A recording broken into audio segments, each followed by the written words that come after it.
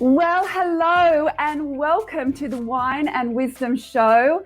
For those of you who are returning, thank you so much for coming back. It's so lovely to see returning people putting their comments in the comment area. And if you are here for the first time, welcome and cheers to you.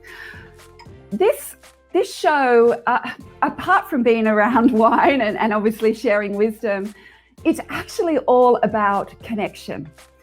And I think one thing that has certainly come out of the last 12 months is that as humans, we crave to be connected to other humans who can bring a smile to our faces, some joy to our world, and some wisdom to our brains. And I've got to tell you, I've been very lucky over my lifetime that I've been surrounded by some incredible, resilient and courageous self-leaders who are sprinkling so much goodness around the world. And tonight is no exception. Let me tell you, this man has and continues to sprinkle such a lot of goodness. It's absolutely incredible. We're in for a great ride, and I've just realized I've used that word, and you'll understand why I'm smiling by using that word. But before I bring him on, I'd first like to acknowledge the traditional owners of our lands. They have protected us and supported us and our lands that we live, work and play on for years and years. And we are so lucky that we get to work, live and play in this beautiful country that we have all grown to live and love in. I'm personally coming from the lands of the Birrabirragal people tonight, but thank you to all our elders and the custodians across Australia. So, who have we got tonight? Well, I know you already know. I'm going to bring him up right away. It is the incredible Peter Baines. Welcome, Peter, to the Wine and Wisdom Show. How are you? Hey, Heidi. Great to be with you. I haven't got a wine, but we don't know what's in this cup, so you can just guess. And I don't know about the wisdom either, but I think we'll have a few laughs and tell a few stories, and it's great to join you tonight.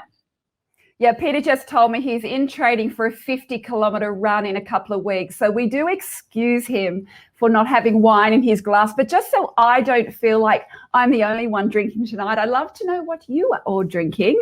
Do you have a white wine, a red wine, a bubbles or a beer? What have you got in your glass? So, Peter Baines, oh my gosh, if you don't know him, I tell you what, you are in for a treat, because this man has done such a lot of good in our world. And, you know, he wears many, many hats. He's a speaker, he's an author, he's a consultant, and he has been on the front line with some of our globe's most horrific, probably is a good word to use, and largest disasters that we've ever seen in our lifetime. They have been natural disasters and they have been human-led disasters. And what's amazing about Peter and his input to the recovery of all these terrible things that have happened is that he has been able to lead teams in such extreme situations, extract what he's learned, what has worked, and then be able to teach us all how to be better leaders of our families, of our communities, of our remote teams, of our organisations, of our small businesses, whatever that might be. And tonight he's going to share some of that wonderful wisdom with us. We've got Tiffany telling us she's got some bubbles. Well, good to hear, Tiffy. I'm so pleased about that. Peter, how would you describe what you do? Can you share with us what you're doing right now, and about all this goodness that I'm talking about that you are sprinkling across our globe? Yeah, thank you. That was quite an introduction, that's for sure.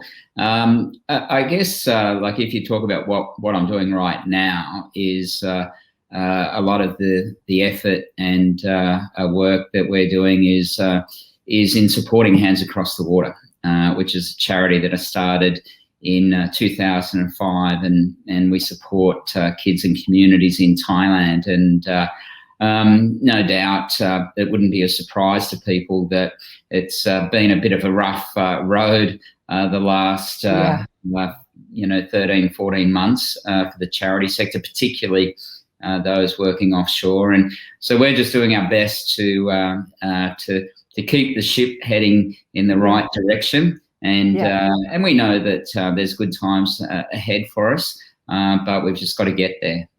Yeah, and I'm really wanting to dig deep into that a little bit more as we go along tonight. Sure. But I suppose what I wanted to do to frame this for everybody who's watching, one of our mutual friends and colleagues, Michael Dixon, who we both love so much, he talks about the magical dance between choice and chance, Peter. And I want to know where you are right now with, the creation and the success from Hands. Do you feel that was a real choice that you made, or was it because of the chance of the circumstances that led to it, or was it a combination of both? What do you think? It's a really interesting thing that Mike's talked about there, because that's exactly what we stand for at Hands, is creating a life of choice and not chance for the kids. And it's how we measure our success in what we do. So it's a really, really interesting point. I guess for me, starting it and the whole thing was really, obviously there's a choice in it, because if you don't want to, you don't. But my working career, I'd always been surrounded by victims of crime and different incidents and so forth. So it was just something a bit different in Thailand.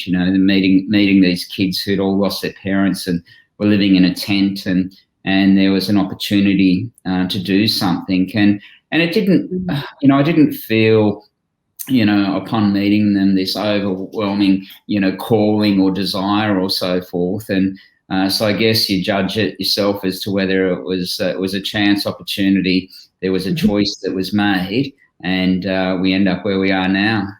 Yeah, absolutely. And thank goodness that you did whatever it was that led you to be such a help in that country and others. So I'd love to start with my first question for you, and it's all around the importance of shared experiences and why they are important. Why should we value them, and what should we be doing to get more of them?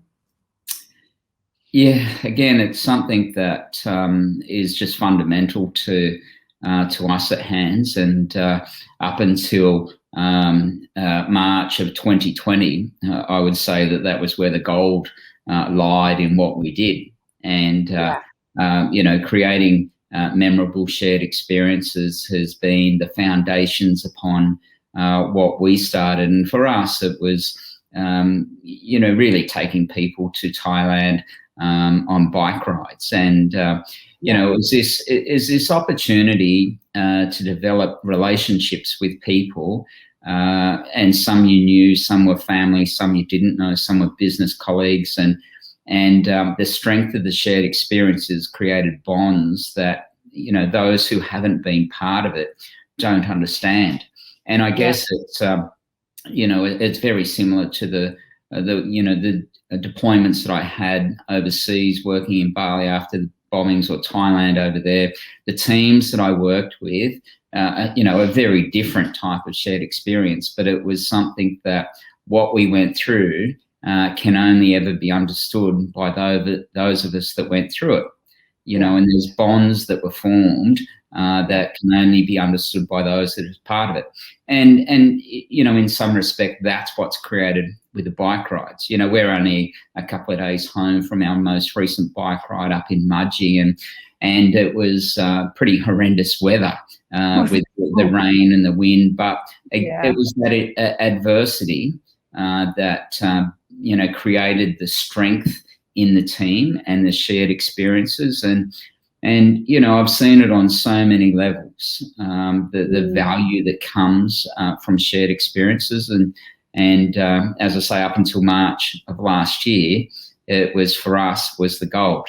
And, when that's all been taken away, you think, well, was it the smartest thing? But, as I say, being back on the bike last week with a group of people, there is no question that that's what we need. And as adults, particularly, when we stop playing sport and we stop, being tested physically, emotionally, mentally, when we live in really safe environments, I think that sometimes we lack the growth that comes from trying conditions. And if they are a shared experience, well, it's the best type of experience.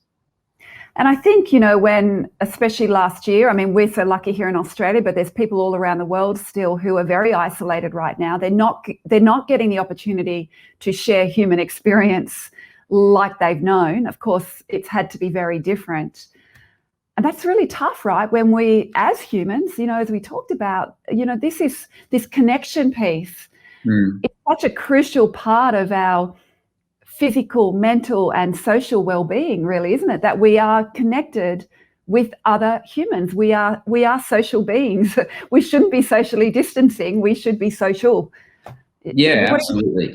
I think we're wired for the social connection. And I've seen on these rides in Thailand, like I've done over 30 of these rides in Thailand since 2009, and the diversity of the people who have ridden and what it's done. It's broadened the horizons, it's opened the eyes, it's created friendships and bonds, and by sharing, particularly as I said, the tough and challenging times. Yeah, absolutely. And I have a question on that. Nikki Beaumont actually sent it through. I don't know, Nikki, if you're live. You weren't sure if you were going to get to be. So she asked me to ask you this regarding the shared experiences, achieving them with a diverse team situated in different locations, which so many organisations are doing right now. What do you recommend with how to do that better so that we can continue to share experiences with our teams, even though it's, through a screen virtually in different locations? What are your recommendations? Yeah, I guess it's, one thing that we did last year was when we lost all of our bike rides, we created a virtual bike ride. And for the month of June, we invited people to join us on their bike. And we had chats just like this, with some pretty amazing guests. And they went for 45 minutes at a time. We ended up with 240 people across 9 countries who joined us. We raised $300,000 via a virtual ride, and there was some real effort that went into pulling it together. But in saying that, we've also acknowledged that that wouldn't work this year. The appetite's not there. People have zoomed out of stuff, and unless they're on a wine and wisdom with you, Heidi, people are just being on Zoom. Thank you for that, Peter. I appreciate that. Yeah, my pleasure. So, I think it's, to Nikki's point, it's looking what you can do. And we spent a lot of time last year, taking action to do what we could. We had the virtual ride, we had a big night in, and one of the things that a lot of charities do is have dinners where you bring people together. Well, we took over with friends of ours at Business Blueprint. We took over their studio and telecast a dinner for 4 hours, and we sent food packs and wine to people in all over the place in different countries, and they joined us for the dinner. And we made probably double what we would make in funds if people were together. So I guess it's just, looking and being really creative and knowing that people want that experience. And seeing what you can do to create it. And I'd love to know, for those who are listening either now or later when you're watching it, when it's not live, what have you done over the last 12 months to share experiences, either having to do it this way, what's been good? Like, have you been involved with an event like Peter's just described, a fundraising event where everyone's come together via a screen? Or, have you found a way to have a shared experience that perhaps you hadn't had before COVID, and that's actually something that really warms your heart and you're going to continue? I'd love to know if you can put it in the chat. We'd love to see what you've been up to. Peter, I read a statistic today that said that last year there was over 350 charities in Australia that had experienced a 67% decrease in their funds. I mean, I don't know. I mean, I don't need you to share what your percentage was, but how are you managing to support everyone in Thailand? All those kids, all those. I mean, I've been so lucky to go there and experience the on the ground work that you're doing, and it takes a lot of resources to do that. I mean, how are you coping? What are you doing? And how do you see the future of all charities when also the donation has diminished from everyday Australians because of their uncertainty with jobs, and not everyone is feeling as generous as they perhaps would like to be because of that. Can you talk to us about that? Yeah, sure. I think like a number of things there, but I don't think the generosity has changed, and the desire to support your chosen charity. And the reason I say that is we saw that with the bushfires, and we had a ride heading off in March of last year. It was the last ride that we ended up delivering, and many of those riders are from a group called Digital Live. They're a real estate group that come together and support us and do fantastically well. And a lot of them hadn't raised their money before it was time to go, and they had to raise their money in times where Australia was pouring their hearts and they're emptying their pockets into the bushfires as it was devastated. For us personally, like we've got a farm out in the bush, and I had to stay in January and CT, my wife, she went to Thailand to lead a ride, and it was the first ride since 2009 that I'd missed because of the and I had to stay because of the bushfires because we had stock there. So, it was very close to us personally, the impact of the bushfires. But something really interesting happened, Heidi. There were people who, even right within our very close circle, were saying it's not the right time to raise money for hands and we should be giving money to the bushfires. And I said, the thing is that the needs of the kids haven't changed. No. The cost of supporting them hasn't gone away because there's bushfires here in Australia. Yeah. It doesn't support or help the kids if we say, well, you'll have to go without school, food and expenses for a couple of months because we're going to support things at home, and what I saw, and this was something that, was beautiful to see, was that the guys who had to go, they raised all of their money, and people made a decision. And this was what was really interesting. It wasn't, I will support hands or the bushfire. People went, no, I see what's going on here. I'll support both. And so I don't think the desire, because of COVID, has gone away. I don't think people's connection to charity has gone away. What has gone away is if you raise the money like we do through the shared experiences that we spoke about, well, it's pretty hard to do that when we're not creating and offering those shared experiences. So you said, what's been the impact? I'm happy to share. We're all about transparency at hands, and our annual operating costs are $2.5 million a year. So we lost about 73% of our income last year. And this year will be similar because we can't deliver the experiences. Now, we've got one of our big income earners or generators domestically is the Future of Leadership, a conference program that we run across Australia, and you've spoken at, and we'll be back again. And that hopefully is, if COVID behaves itself and we return to pre-COVID days, that will be back. But when you've got a budget of $2.5 million and you lose, over 70% of it, it has a serious impact. And, I think how have we got by? Well, luckily, as a board, the decision had been made many years ago that we would work towards securing 12 months worth of operating costs. And a lot of the income and distribution that Hands enjoys is through the speaking I do for business and corporates and so forth. And that's where we're reaching new audiences. And it was always seen as that's a risk, that so much of the distribution rests with me. And if something happened to me, well, what would happen? So, the board had worked hard to save 12 months of costs. And of course, that's what's seen us through last year. And the team is working really hard this year to create income and different streams of income to see us through. Yeah, wow. And I mean, how smart. I mean, not all of us have got years up our sleeve, and I'm sure many of the charities haven't done that. So, I mean, congratulations to you and the board for making that decision back when, having no idea that you would really need it in 2020, 2021. Yeah, it's incredible. Sure. Yeah. Tiffany's got a couple of questions here. I mean, for people who don't know, what are the types of things that you are doing in Thailand? Can you explain to our listeners about your different homes and how that all works?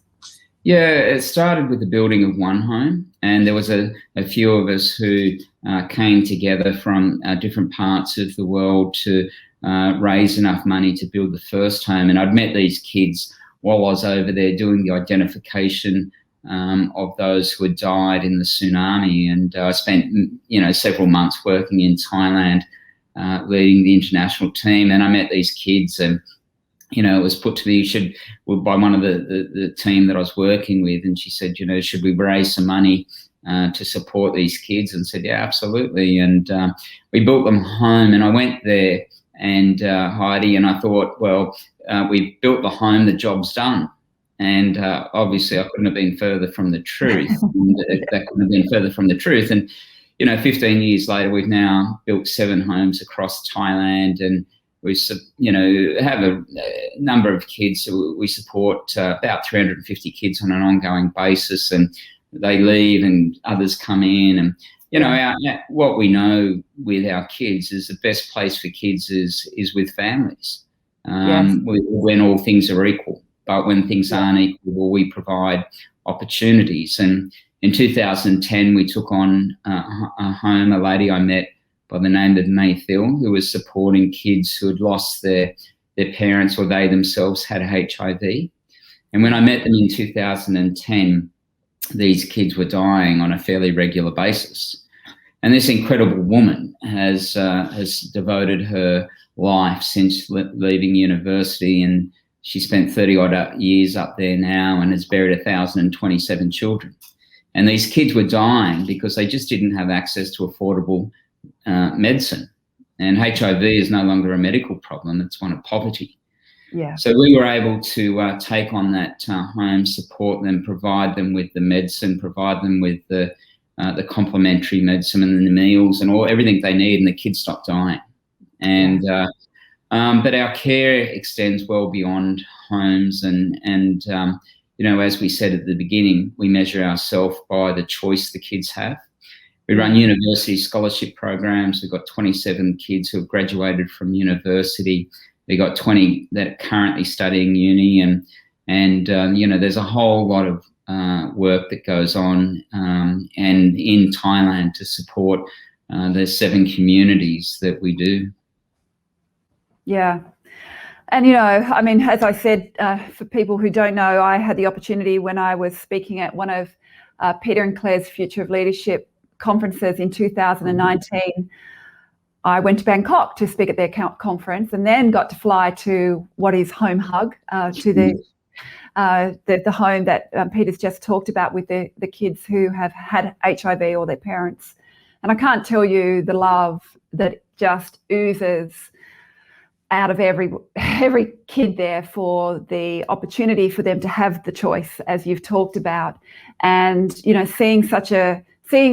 being able to see good work on the ground being done, the results from it. A lot of us don't get to see where our money or our resources actually go, and to be able to be involved. And that, again, really makes a big difference to what you're talking about with your shared experiences, right? For people to be actually go there and see the impact that their time, their resources, their money is making. And we'll get there again, Peter. Don't you worry. You'll get people there, and that'll happen. But certainly I can understand how that whole sharing experience just makes such a difference to ongoing support. Yeah. Yeah. And I love Hamish here. He never tires of hearing your story. Yeah, me neither, Hamish, and me neither. Good on you, Hamish. And Tiffany's got another one. She's asking if you're on the ground after the tsunami and the Bali bombing, what that was like. I'll let you answer that. Yeah, both. So I went to Bali. So my career was as a forensic investigator, managing and investigating, serious crime and homicides and so forth here in New South Wales. And after the bombings, I was sent to Bali. And Bali was an Australian-run operation, even though that we're in Thailand. There were 202 people who died. 88 of those were Australian. And the role of the Australians performed was the investigation of the scene, the criminal investigation, and the identification of the bodies and the many body parts that were left. And the AFP did the investigation and scene, and then state police, such as myself, did the identification of those who died and the repatriation of those bodies. And it was only a short time after, obviously, Boxing Day 2004 with Thailand, and I was on holidays on the south coast of New South Wales with my family. I saw it happen unfold on the news, and realised pretty quickly it was only a matter of time before I'd get a phone call and be sent to Thailand. And that's exactly what happened. I found myself in Thailand not long after the tsunami, and would spend several months leading the Australian and international team in the identification of those who died. Thailand, we recovered 5,395 bodies, and that was and remains the world's largest ever DVI attempt. And so that was the work there in Thailand, and that was obviously where I met the kids. Yeah, absolutely. And out of absolute tragedy and horrendous things, some good things can grow, and certainly what you have grown is one of those good things. Unfortunately, of course, such a massive disaster had to happen in the first place. Peter, you've written a couple of books. I've read one of them, Hands Across the Water, but I haven't read this other one of yours, and I'm just going to bring it up now so everyone can have a look at it. Doing Good by Doing Good. Wow, I really love that. Can you tell us a little bit about that? And I know you are director of Doing Good Rewards. What does that mean? Yeah. Tell us all about it. Yeah, well, if you've read the first book, stop there, because the second one, it's not all that great of a read. I take comfort. It's used as a text in the university studies and so forth, but it's not going to be an interesting read, that's for sure. It's really about, and it's part of the philosophy of what we're about, is working with either individuals or businesses or families, and making sure that they get a return. And it was those learnings and lessons that I took into the consulting work I do with businesses around their corporate social responsibility, or social responsibility, whatever you choose to call it, and making that into a profit center for the business. And we know that businesses who engage in CSR in a meaningful way will retain talent, will attract new customers, will have brand differentiation, will open new markets, and it's good for business. And a lot of people, a lot of organisations think that they've got CSR, but it's really philanthropy. It's carving off a portion of their net profit and giving that to charity. And the thing is, that's not sustainable. It's and what we saw last year, and the fact that you alluded to, is that when we go into difficult economic times, businesses look at cost centres, and the first thing they cut is their commitment to charity, and next thing L&D. And but if charity is returning value to the business, well, they're unlikely to cut it. And so that's the whole philosophy behind doing good by doing good. And I've just saved you the time of reading it. I don't know about that. I think I'm going to get I can do an audio book of the entire book in about 30 seconds and sum it all up. You're very humble, Peter.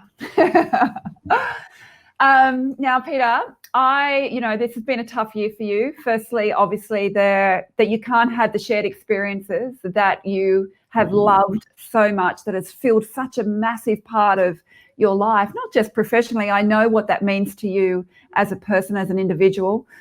You've been scrambling with the charity and also, speaking at events and conferences around the world, which you're used to doing, has been quite a different experience, that is for sure, to say the least. What have you been doing over the last year to ensure that your resilience bucket has kept strong and sturdy so you can continue to show up every day and lead your organisation and lead your family and lead the community and all these people who have expectations of you here in this country and overseas, when I'm sure there were days when you would feel like having a doona day and not getting out of bed because it was just so tough. I mean, what are the things that you do, or what is the one thing that you do to make sure that you can stay some kind of balance, I suppose? Yeah, no, you're absolutely right. And, part of the struggle early was that 2020 was such an exciting year for us at Hands. And, everything that we're doing, like we had 250 people signed up, paid up, fundraised to ride bikes for us in Thailand, which is just massive. It was our biggest year ever. Future of Leadership was, just on year-on-year growth. So that was going to be the biggest year on all projections. Both the charity and the social enterprise were going to be their best years, and on top of that, something like I've been, running Hands or part of Hands for 15 years now. And but what really got me excited last year was 3 new projects that we had coming on board. We're opening a digital learning centre up at Banholm Hub, where we can give the kids training in things in jobs and careers that they could never imagine and they don't know about, and I see our responsibility is certainly to increase and expand what the kids can aspire to. And, you speak to the kids and say, what do you want to do? And they go, oh, I want to be a policeman. I want to be in the army, or I want to be a farmer.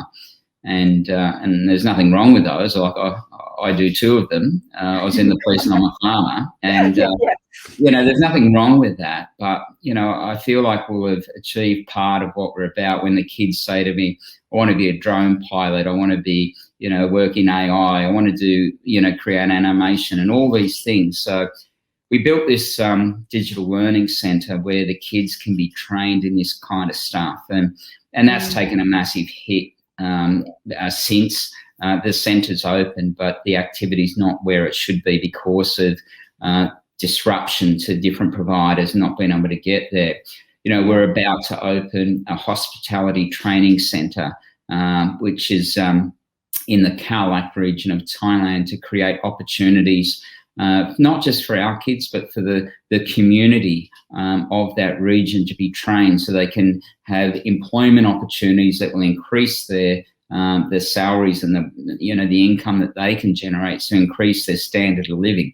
We had hotel after hotel lining up to be part of that with us. We've got the structure there, but there's no hospitality industry. And then finally, the thing that personally I was so excited about was the government of Thailand came to us and said, on the back of all of the work that you guys have done, we have not far from our first centre at Ban Tham Nam Chai, there's a school, and they said the occupancy levels of the school have been down for a number of years, such that they closed the school. And they said, would you like the school? Can you use it? And I went and visited this school and looked at it, and it is just in the most remarkable area. It's 15 minutes from Calac into the bushland, and there's a mountain over the side, and it's just stunning area, and all the buildings are dilapidated. And I thought, well, what can we do with this? And I looked at what we provide the kids. We provide them with a home. We take care of their food, their medicine, their education. We have an English language program that we run through the schools. We run the university scholarship programs. The kids are doing outside curricular activity. But I went, what's missing? What do our kids have opportunities to engage in that we're not creating for the kids? And you talk about, Hamish in New Zealand, and what do they do that we don't provide for the kids? And I went, sport, and I went, okay, what I'm going to do is turn this school into a high performance sports academy. And I took a senior partner from Deloitte down to there, and I shared my vision with him. And, he was more excited than me at this vision as what we're going to create. And, Heidi, it was so close. And it would have taken a lot of capital investment to turn it around, but the vision was there. And for me, it was something that I just felt so excited about, because I've been doing hands for 15 years, been raising the money, and it's not lost on me the change we bring about for the kids, but personally, I was so excited last year. And to see all of that come to an end, to see the savings that would work so hard, and all of our supporters had worked so hard, now just continue to dilute. So, it's not all roses, that's for sure. And you question, well, how do you deal with that? And I think it's, it's okay to take some time to lick your wounds. And I think that, it's also okay to, your loss is your loss. And I don't believe that there's value in saying there's someone worse off, therefore get over yourself. It's you need to deal with your own loss and whatever that is. And so there was a considerable time of licking our wounds, and then you get back up. And for me, a really important part of it is having that clarity of purpose, is understanding why we do what we do, and connecting in with the kids. And although we can't be in Thailand, they're only a Zoom call away. And, then personally, it's about, remaining fit and healthy, and surrounding yourself with a beautiful family that I've got. And the sun rises tomorrow and you just keep going. Yeah, no, it does. And I couldn't agree more with you, though, with a lot of people when people have had adversity or a challenge, people don't know what to say, for one. People don't know what to say when people are going through bad times. But what often automatically comes out of their mouth is, but compared to blah, blah, blah, blah, you got it good, or, lucky it wasn't, and it's like, it's just so unhelpful because challenges are all relative to our own individual circumstances and what we've already experienced, of course. And, nothing that I've had compares to what those kids have gone through, but doesn't mean that something that I'm having challenges with isn't valid, is it? No, you're 100% right. 100% right. I've got one more question for you, but before I do, I have been asked to get this question on recorded live. It's from Andrew Klein. He wants to know where you get your one-liners from. Andrew Klein, yes. Well, he's an interesting man, isn't he? And, he used to work for NASA. Did you know that? I did not know that. Yeah. NASA's a Lebanese mate of his who owns a concreting business.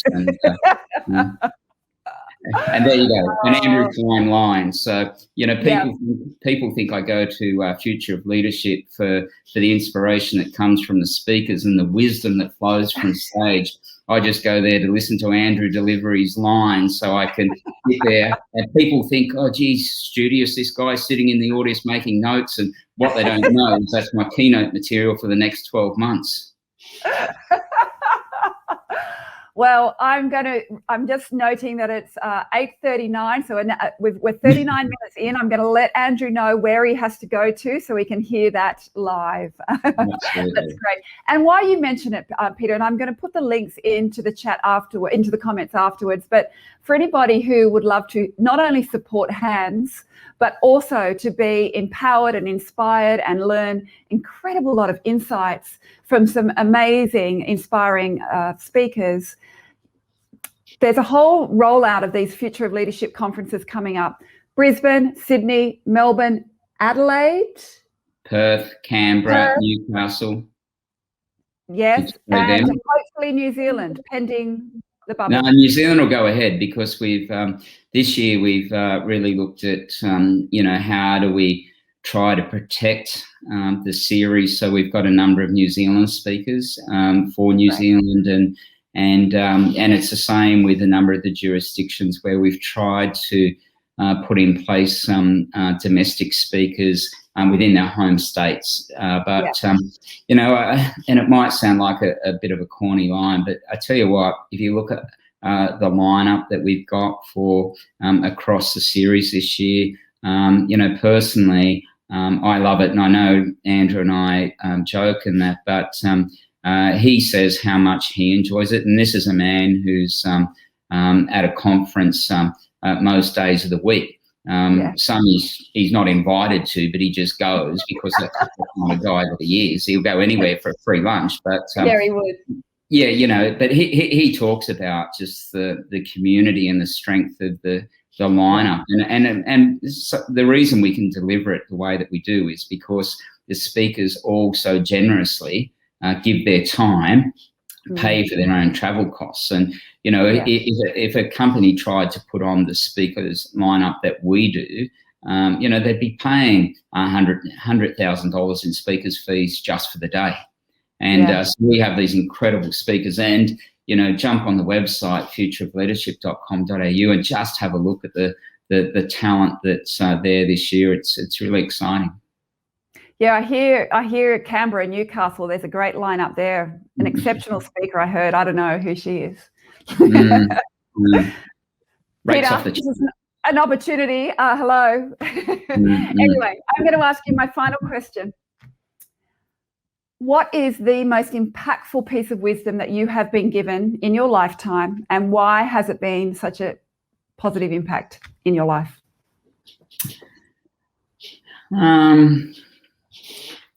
I think that the word that comes up for me,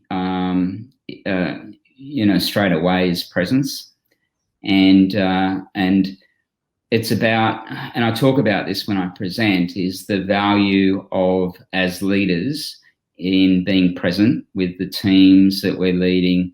I've been doing a lot of work over the last, probably 6 or 9 months with companies who have gone, well, how do we work with our teams and how do we lead when we can't be there? And, mentoring a senior guy who's, his team is Asia Pac and he can't get there. And the presence is how we represent our brand, how we represent the team and ourselves. And I think, when we look at the criticism, public criticism of our political leaders, and Scott Morrison last year with the fires, and the criticism was because he wasn't present. And I think you'd be naive or just a strong Labor supporter to think that he wasn't informed. There's no question that he would have had all the information, he would have been informed. But, as leaders, we need to be present because it demonstrates that we care and that we understand. And as leaders, we don't have to have all the answers. We don't have to bring about change, but we need to be present. And I think, for me, when I look back over my policing career, those who had the biggest influence on me, when I look at the work we did in Bali, when I look at the work in Thailand, I worked in Japan after the tsunami of 2011, and there was a man, Mr. Sato-san, who worked in a small village in the Iwate prefecture that was devastated by the tsunami. And, each night he would come down with the community and have dinner with them. And he didn't need to. His place was safe, but it was that presence. And so I think for me, that's, probably the most important thing. Absolutely. And even, I think that's just so beautiful. And I think even, in our personal lives that, you've got to be present to your friends, right? Otherwise, that's not a friendship. You've got to be present to your partner. Otherwise, it's not a partnership.